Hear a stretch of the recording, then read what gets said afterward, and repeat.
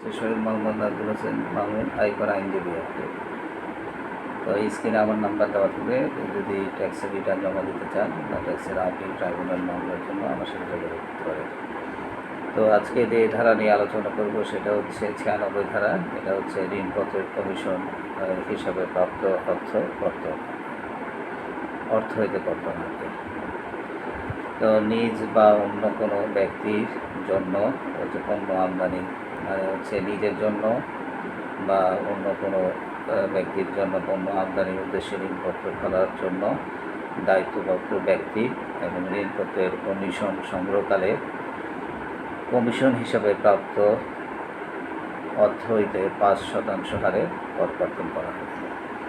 তাহলে এখানে বলা হচ্ছে যে নিজের জন্য বা অন্য কোনো ব্যক্তির জন্য পণ্য আমদানি উদ্দেশ্যে ঋণপত্র খোলার জন্য দায়িত্বপ্রাপ্ত ব্যক্তি হচ্ছে ঋণপত্রের কমিশন সংগ্রহকালে কমিশন হিসাবে প্রাপ্ত অর্থ হইতে হচ্ছে 5% হারে কর কর্তন করা হবে।